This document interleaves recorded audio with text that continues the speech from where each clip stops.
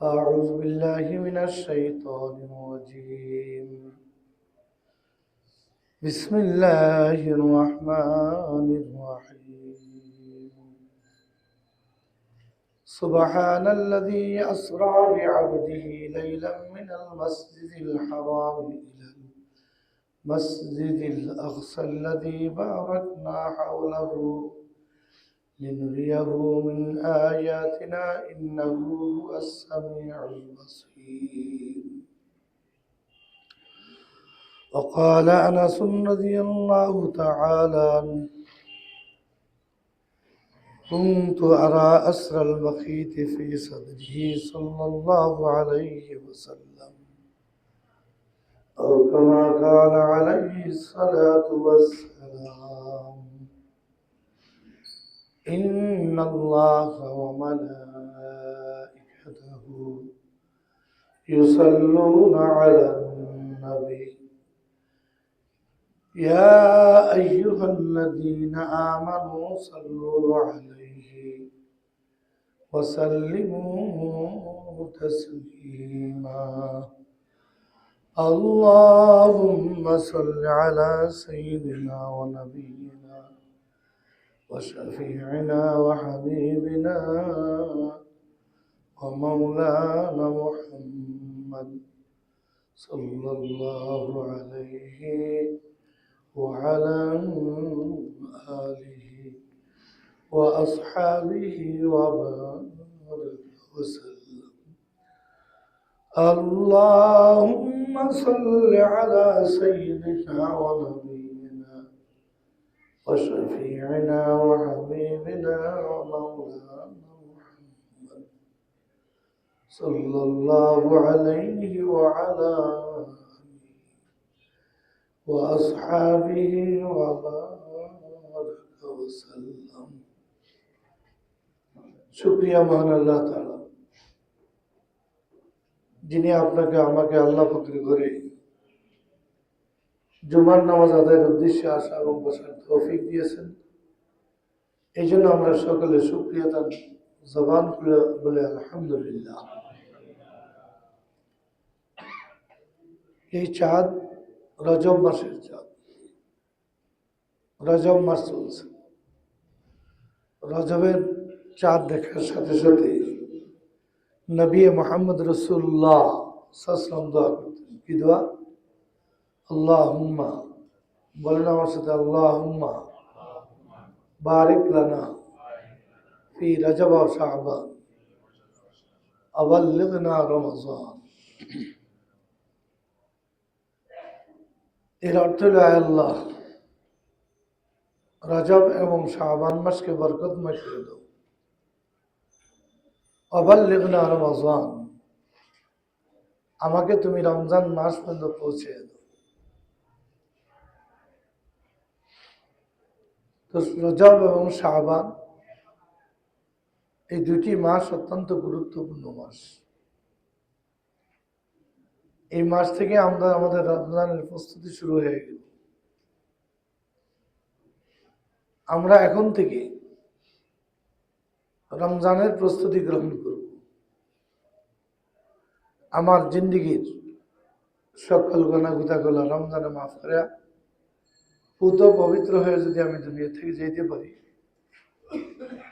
এটাই আমার চাওয়া এবং পাওয়া।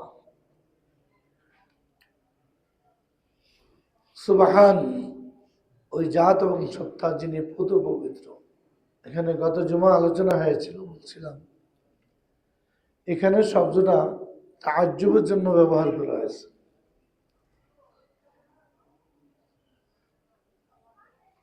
রাসূল করিম সাল্লাল্লাহু আলাইহি ওয়াসাল্লাম উম্মে হানির ঘরে শোয়া ছিলেন। দুইজন ফেরেশতা জিবরাইল এবং মিকাইল আলাইহিস সালাতু ওয়াস সালাম এসে আল্লাহর হাবিবকে জমজম কূপের পাশে নিয়ে গেছেন। জমজম কূপের পাশে নিয়ে সিনাকে দুই ভাগ করে বলছেন, বিদণ্ড করেছেন, যেটাকে আমাদের দেশে ওপেন হার্ট সার্জারি হিসাবে এখন কি প্রসিদ্ধ। তৎকালে মানুষ সেটাকে একটা মানুষের বুক ফেলে ফেললে সেই মানুষটা আমার দুনিয়াতে বাঁচবে, এটা মানুষের ধারণা ছিল। যুগের পরিবর্তে এসে আমরা এখন এটাকে দেখতেছি আমাদের দেশেই অসংখ্য অগণিত ওপেন হার্ট সার্জারি লোক আছে না নাই? এই হাড়টাকে কেটে দুই ভাগ করে যে যে জায়গায় বলক আছে বলকগুলো ছুটিয়ে দেয়। স্পিয়ার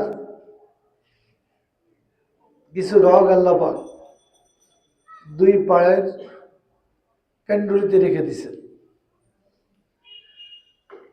দেখবেন যাদের ওপেন হার্ট সার্জারি হয়েছে তাদের পায়ের দিকে তাকালে দেখবেন ছিঁড়া ছিঁড়া ভাব, মানে পা থেকে কেটে কেটে কিনেছেন, রগ দিয়েছেন। ইনি হলেন সৃষ্টিকর্তা। ইনি কি সৃষ্টিকর্তা? সৃষ্টিকর্তাকে তো আমরা মানতে চাই না, বুঝতেও চাই না। যিনি সবকিছু করতে পারেন, বিজ্ঞান আবিষ্কার করবে পায়ের মধ্যে স্পিয়ার তার পাবে, রগ পাবে, সেটাই নেব কি হাড়ে সুন্দর করে ফিট করে দিবে। এটার জন্য কারো কাছে যাইতে হয় না। আমার এই পর্যন্ত যত ওপেন হার্ট সার্জারি রোগীর সাথে দেখা হয়েছে কেউ বলে না যে আমার রগের জন্য অন্য কারো কাছে কি যাইতে হয়েছে। এখন চিন্তা করে দেখেন আল্লাহ কত মহান। এটাকে বলে তাওহীদ ফিল উলুহিয়্যা।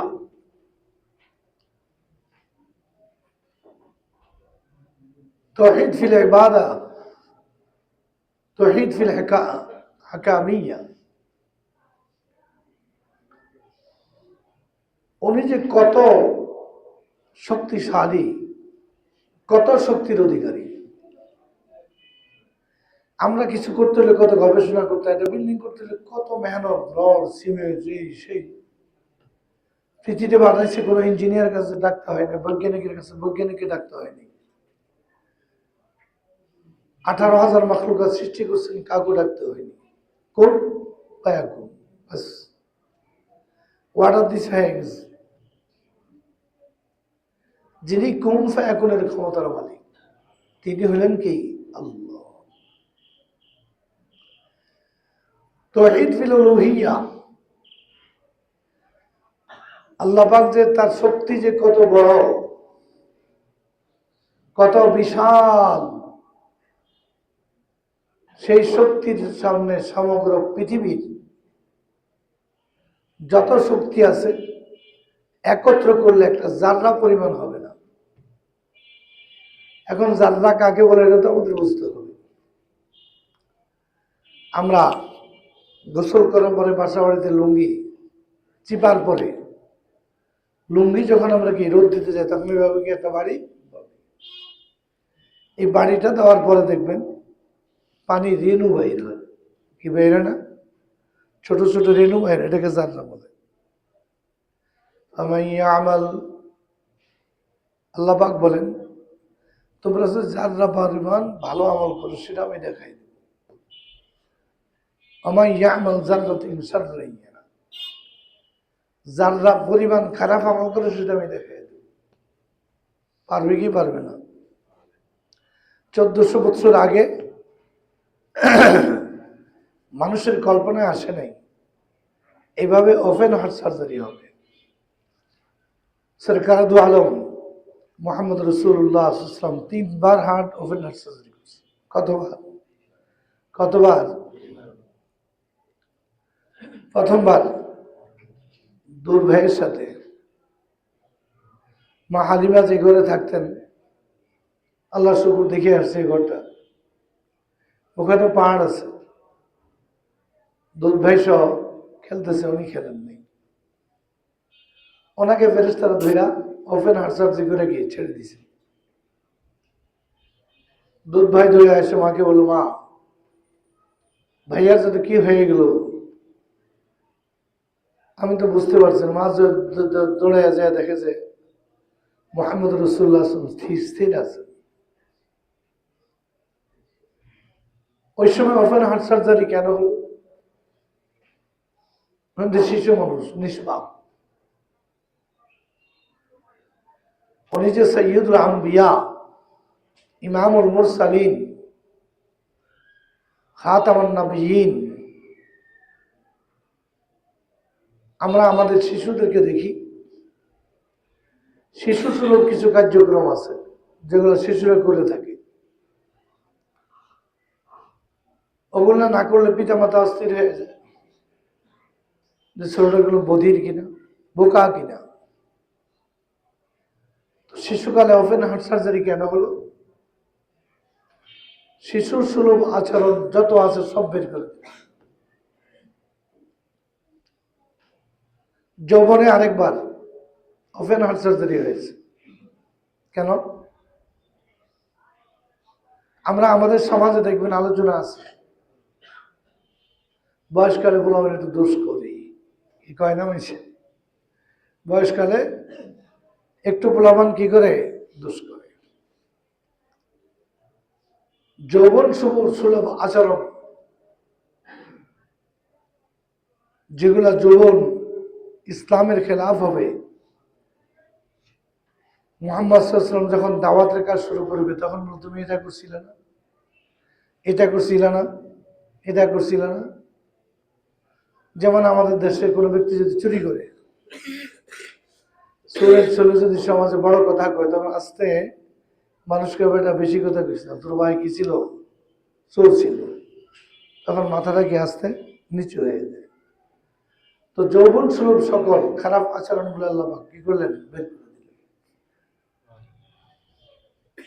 তৃতীয়বার ওপেন হার্ট সার্জারি করলেন। এই ওপেন হার্ট সার্জারিতে কেন করলেন? অগসিলা বিমা ইজাম জামিন, জামজাম কূপের পানি দ্বারা কি হাড়টাকে ধুয়ে মুছে পরিষ্কার করে। ও হুশিয়া মা হুশিয়া, উর্দু জগতে সফর করবেন। বিজ্ঞানীরা বলে উর্দু জগতে অক্সিজেন নেই, উর্দু জগতে এই স্তরের ৭ আসমানের নিচে কোথাও অগ্নিস্তর আছে, মানুষ বসবাস করার মতো কি পরিবেশ সেখানে নাই। অহুশিয়া মা হুশিয়া, উর্দু জগতে যাওয়ার জন্য, আল্লাহ পাকের সাথে সাক্ষাৎ করার জন্য যে যোগ্যতার প্রয়োজন, ওই যোগ্যতা ওনার কলবের মধ্যে, হাড়ের মধ্যে কি দিলেন, ফিট করে দিলেন। এটাকে আরবি বা আমাদের ইসলামী পরিভাষা বলে সিনাসা, আর ইংলিশে আপনি বলবেন ওপেন হার্ট সার্জারি। কি হার্ট সার্জারি 3বার কেন হলো আমরা বুঝতে পারছি। তৃতীয়বার হলো উর্দু জগতে যাওয়ার জন্য যা যা যা প্রয়োজন, যেমন বিজ্ঞানীরা নাসা গ্রুপ বলে লোক পাঠায়, তার সাথে অনেক কিছু দিয়ে দেয়, খাবার দিয়ে দেয়, অক্সিজেন দিয়ে দেয়, মোটামুটি একটা আগুনের স্তর, আলোর স্তর বের হয়ে যাওয়ার জন্য তারা যে তাদের চিন্তা যা আসে এগুলো কি কাভার করার জন্য বুলেট প্রুফ জিনিস তার গায়ে লাগাই দেয়। যেমন আমাদের দেশে কারোর জন্য নাকি বুলেট প্রুফ গাড়ি কিনা হয়, কেন? যাতে গুলি থেকে কি বাঁচা যায়। এক কথা, এই চর্মচক্ষে কোনো মানুষ আল্লাহকে দেখতে পারবে না। আল্লাহকে দেখতে হইলে কিয়ামতের ময়দানে দেখবেন। কি দেখতে মানুষ চাইতো নাকি? চায় না, অনেকেরই চায় না। আমাদের প্রত্যেকেই আল্লাহকে দেখতে মনে চায়, কারো কম, কারো কি বেশ। তো আল্লাহর সাথে সাক্ষাৎ হবে, কথাবার্তা হবে, সেই পরিবেশ পরিস্থিতিকে ধারণ করার জন্য যা প্রয়োজন সবকিছু রাসূল হাড়ের মধ্যে দিয়ে দিলেন। শুকরিয়া দেন, সকলে বললেন আলহামদুলিল্লাহ। রাসূল গেলেন, সকল আসমানগুলা প্রথম আসমান, দ্বিতীয় আসমান, তৃতীয় আসমান, চতুর্থ আসমান, পঞ্চম আসমান, সপ্তম আসমান।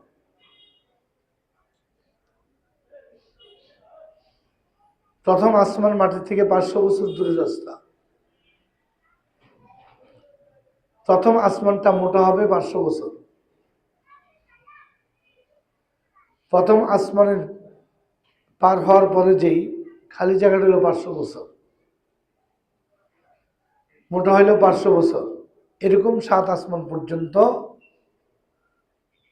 চিন্তা করে দেখেন কত শত বছর এই সফরের উনি অতিক্রম করতে হবে। রাসূল করিম সাল্লাল্লাহু আলাইহি ওয়াসাল্লাম ইরশাদ করেন, আমি উম্মে হানি ঘরতে ওযু করে যে বের হয়েছি, 7 আসমান 7 জমিন,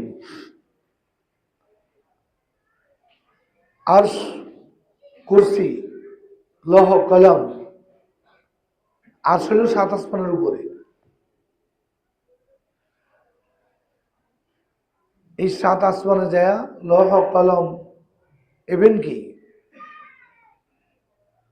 আমাদের জীবনে যা প্রয়োজন উনি যেই কলম দিয়ে লিখছেন সেই শরীফ আল আকলাম, কলমের আওয়াজ সেখানে এখনো সংরক্ষিত আছে, সেই আওয়াজ আমি শুনছি। যে আল্লাহ পাকে বললেন তাহিয়াতু লিল্লাহি ওয়াস সালাওয়াতু,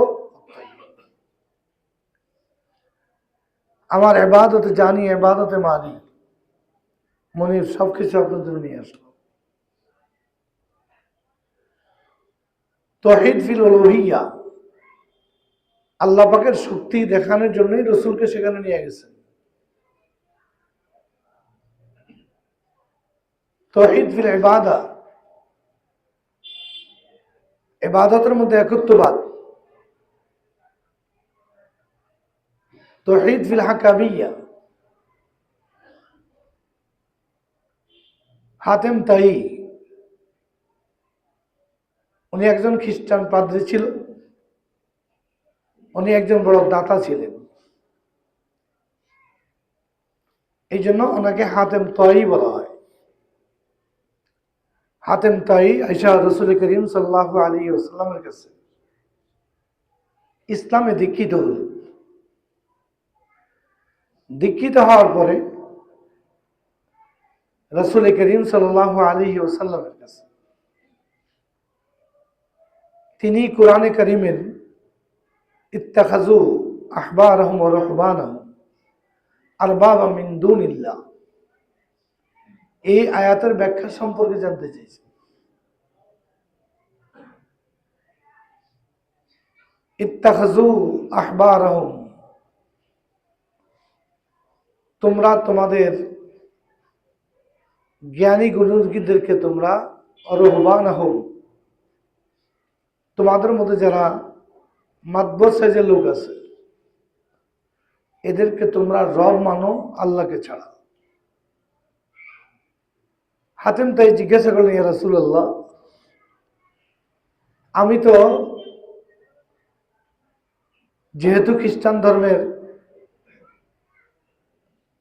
সম্পর্কে আমার বেশি জানা ছিল, আমরা তো কোনোদিন আল্লাহকে ছাড়া কাউকে রব মানি নেই, তো এই আয়াতটা কিভাবে আল্লাহ পাক নাযিল করলেন আমি তো বুঝলাম না।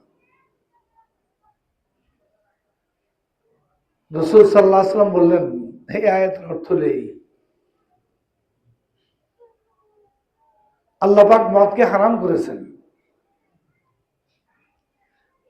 তোমাদের জ্ঞানী গুণী যারা তোমাদের ধর্মের পাদ্রীরা এটাকে হালাল করে দিয়েছে। সুদকে হারাম করেছেন, তোমাদের দেশ পরিচালক যারা জ্ঞানী গুণী তোমরা এসে বলছো আমাদের সুদি কারবার প্রয়োজন, তখন যারা বলেছে যে এটা হালাল। এক কথায় তাওহীদ ফিল হাকামিয়্যা, আল্লাহ পাকের হুকুমের উপরে কোন হুকুম বানায়া দেওয়া, এটাকে শিরিক বলা হয়েছে। শিরিকের দুইটা অংশ, একটা হলো মূর্তি বানায় বানায় তাদের সামনে কি করা, শিরিক করা। আর তাওহীদ বিল হাকামিয়া, আল্লাহ পাকের দেওয়া বিধানকে পরিবর্তন করে তোমরা সেটা মানা। এবার হাতেম তাই বলতেছি, ইয়া রাসূলুল্লাহ, ইয়া হাবিবাল্লাহ, এই আয়াত সম্পর্কে আমার অন্তরে আল্লাহ পাকের উপর একটা বিরাট প্রশ্ন ছিল। আজকে আপনি ব্যাখ্যা দেওয়ার পরে আমি বুঝলাম, বাস্তব ইহুদি এবং খ্রিস্টানের পাদ্রীরা এরকম বহু আল্লাহ পাকের আদেশকে পরিবর্তন করে তারা হারামকে হালাল বানাইছে, হারামকে হালাল বানাইছে, হালালকে হারামে পরিবর্তন করে দিয়েছে। তখন রাসূল পাক সাল্লাল্লাহু আলাইহি ওয়াসাল্লাম বলছেন, এটাও শিরক। এটাও কি? হারামকে হালাল করা। দুর্নীতি এটা হারাম, ঘুষ হারাম, সবই চলছে আমাদের দেশে, আমরা সবাই জানি। আমরা বড় আবেদ, জাহেদ, মুফতি, মুহাদ্দিস, জাতির দুর্দশা শিরিক যে কোন জায়গা দিয়ে করতে আছি। 92% মুসলমানের দেশ, আমরা একদিনও বলিনি সরকারকে যে শুধু অর্থনীতি পরিবর্তন করে আপনি আমাদেরকে ইসলামী অর্থনীতি দান করেন। আমরা এটা পাই আপনার কাছে। বরং তারা যে আইন করে দেয়, এটাই কি করব, সরকার করছে, কোথায় যাব, হে এটা মোমেনের কাম না। মোমেন যেখানে অন্যায় দেখবে সেখানে প্রতিবাদ করবে। মান রাআ মিনকুম মুনকারান ফালইয়ুগাইয়িরহু বিয়াদিহি ফাইন লাম ইসতাতি' বিলিসানিহি ফাইন লাম ইসতাতি' বিকলবিহি ওয়া যালিকা আযআফুল ঈমান। রাসূল করিম সাল্লাল্লাহু আলাইহি ওয়াসাল্লাম বলেন, তোমরা যদি কোথাও অন্যায় হইতে দেখো, সে অন্যায় তোমরা শক্তি দিয়ে প্রতিহত করো। 92% মুসলমানদের শক্তি আছে, এদেশে চুরি চলবে না, এদেশে ডাকাতি চলবে না, এদেশে ঘুষ চলবে না, দুর্নীতি চলবে না। আমাদের শক্তি আছে, আমরা প্রয়োগ করি। রাসূল বলে, যদি তোমার শক্তি দিয়ে প্রতিহত না করতে পারো, দোকানে পাটে হাটে বাজারে ঘাটে যেখানে বসো প্রত্যেক মুসলমান বক্তা সাজতে হবে, বক্তা।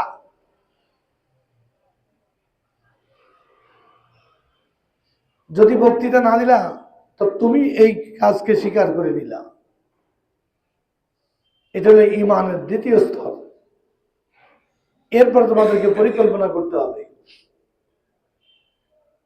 এই অন্যায়গুলোকে পরিবর্তন করে যারা করছে, আমরা কোরআন এবং সুন্নাহ ভিত্তিক ইনসাফ প্রতিষ্ঠা কিভাবে করব, তার জন্য পরিকল্পনা করতে হবে। এই পরিকল্পনাটা যদি আপনার আমার কাছে না থাকে, রাসূল বলেন ওয়াযালিকা আযআফুল ঈমান, এটা একদম নিবি নিবি ঈমান, যায় যায় যায়, মিটি মিটি এমন আলো, যে আলো দিয়ে আপনি পথ চলতে পারেন না, এমন আলো যেই আলো আপনাকে মসজিদ পর্যন্ত আনতে পারে না, এমন আলো যেই আলো আল্লাহ পাকের বিধান আপনাকে পালন করতে আপনি সক্ষম হচ্ছেন না। সবচেয়ে দুর্বল ঈমান। আল্লাহ পাক আমাদেরকে সকলকে এই দুর্বল ঈমান থেকে হেফাজত করুন। রাসূল বলেন, আমি আয়েশা দেখলাম উম্মে হানির ঘরে কড়া লড়তেছে, ওযুর পানি কি গড়াইতেছে। ফজরের পরে রাসূল আকরাম সাল্লাল্লাহু আলাইহি ওয়াসাল্লামের অভ্যাস ছিল, আদত শরীফ ছিল, কেউ স্বপ্ন দেখলে সাহাবায়ে কেরাম বললে উনি এটা বলে দিতেন। ওই দিন কোনো সাহাবায়ে কেরাম বলেননি। এবার রাসূল বলতেছেন, এই ঘটনা, আমি বাইতুল মক্কা থেকে উম্মে হানির ঘর থেকে আমাকে জমজম পুকুর এখানে এসে সিনা পারছে, আমার হাটকে অবস্থান হাট দিয়ে পরিষ্কার করছে। ওখান থেকে আমি বুরাকে সাওয়ার হয়ে বাইতুল মাকদাস দিচ্ছি, সেখানে সকল ইমামদেরকে একত্র করছে। 7 আসমান 7 জমিন সফর করে আল্লাহ পাকের কাছে আত্তাহিয়াতু লিল্লাহি ওয়া সালাওয়াত, আল্লাহ পাকের সানা প্রশংসা করার পরে আল্লাহ পাক আমাকে 5 ওয়াক্ত নামাজ, 50 ওয়াক্ত নামাজ দিয়েছেন। কত ওয়াক্ত? সেখান থেকে মুসা আসলাম সাক্ষাৎ হয়েছে, আইতে আইতে 5 ওয়াক্ত। এই কথা শোনার পরে কাফেররা আর কি স্থির থাকতে পারেনি। এটা কেমন কথা, ইয়ে কে বাত হয়। আমরা পরিবেশে গ্রামে শহরে আমরা যারা দেখছি গাঁজাখুরি কথা, হুজুরা অনেক সময় কি কয় গাঁজাখুরি কথা, আমার হুজুরা একটাও গাঁজাখুরি কথা কয়। আমাদের বুঝে আসে না, বুঝের জন্য আমরা দোয়া করতে থাকি। কোরআন হাদিসে ছাড়া হুজুরের কথা বলেন না, ওপেন হার্ট সার্জারি মানে বিশ্বাসই করতো না। এখন কি আমরা হাতে নাতে ওপেন হার্ট সার্জারি পাইছি কি পাইনি? কথা বলেন না কেন? পাইছেন কি পান নাই? হার্ট ওভার হার্ট সার্জারি হয় কি হয় না? তাহলে বোঝা গেল আল্লাহ পাক আল্লাহর হাবিবের সঙ্গে যা করেছেন, কোরআনে কারিম হাদিসের মধ্যে যা আছে একটাও ভুল হবে না। ভুল আছে নাকি? ভুল নেই। এখন চিন্তা ভাবনা করলো কাফের মুশরিকরা শুনে তো পাগল হয়ে গেল। এবার ওই দিন আবু বকর সিদ্দিক রাদিয়াল্লাহু তাআলা আনহু ছিলেন না, ফজর জামাতে অনুপস্থিত ছিলেন, এই কথাগুলো শুনছেন। আমাদের দেশে দেখবেন কিছু লোক আছে একটা না একটা হলে একটার পিছনে কি করে একটা প্রশ্ন করতে থাকে। তারা শোনার পর ধরে আসছে ইয়া মোহাম্মদ, তারা তো রাসূলুল্লাহ স্বীকার করেনি। বলো তো দেখি বাইতুল মুকদ্দাসের কয়টা জানালা আছে, কয়টা দরজা আছে, কয়টা সিঁড়ি আছে? আমাকে জিজ্ঞাসা করলে মসজিদ এবং মাদ্রাসা আমার হাতেই গোলামা করা হয়েছে, আমিও ঠিক মতো বুঝতে পারি না। এটা কি সম্ভব নাকি? রাসূল সাল্লাল্লাহু আলাইহি ওয়াসাল্লাম গেছেন সেখানে কি এগুলা গণার জন্য? ফাকরিতু কুরবাতান শাদীদান মা কুরিতু কাত্তু। রাসূল সাল্লাল্লাহু আলাইহি ওয়াসাল্লাম বলেন, আমি এত পেরেশান হয়েছি, এত অপারেশন হয়েছি, এত পেরেশান হয়েছে ওদের প্রশ্নে, আমি কখনো এত পেরেশানি হইনি। অতঃপর আল্লাহর হাবিব বলেন, ফাজাল্লাহু লি বাইতুল মাকদাস, আল্লাহ পাক আমার সামনে বাইতুল মাকদাসকে উঠিয়ে নিয়ে আসছে, পরিষ্কার করে বাইতুল মাকদাস আমার সামনে। ওয়ানা ফাতাবিতু উখবিরতুহুম, আমি একটা একটা একটা একটা একটা একটা একটা করে প্রত্যেকটা জবাব দিয়ে দিই। সুবহান। এটা হলো আল্লাহ পাক আল্লাহর হাবিবের পেরেশানিকে দূর করার জন্য ব্যবস্থা করে দিলেন। কাফেররা দেখলো মোহাম্মদের কাছে যেহেতু লাভ হলে সব তো বলে দিচ্ছে, যেটা দিয়ে আটকামো সেটা কি বলে দিছে। এইবার আবু বকরের কাছে যায় দেখি, আবু বকর রাদিয়াল্লাহু তাআলার কাছে যায় বলল যে, হে আবু বকর, তুমি তো আমাদের লিডার, মুরব্বী, কোনো ব্যক্তি যদি এই কথা বলে এটা কি হতে পারে? রাত্রের অল্প সময় আল্লাহ পাক নিজে বলেন, সুবহানাল্লাযী ইয়াসরা, আল্লাহ পাক আল্লাহর হাবিবকে সফর করে গেছেন রাত্রেবেলা, লাইলাম মিনাল মসজিদিল হারাম ইলাল মসজিদিল আকসা, লাইলান নাকরা, অল্প সময়। কি সময়? আবার অল্প সময়। এটা কি সত্য হতে পারে? কাতারে কাতারে দান বাক্সগুলো আছে, মেহরবানি করে দান বাক্সগুলো দিয়ে দেন, মেহরবানি করে। আমরা যে যতটুকু পারি সাধ্য অনুযায়ী দান করার চেষ্টা করি।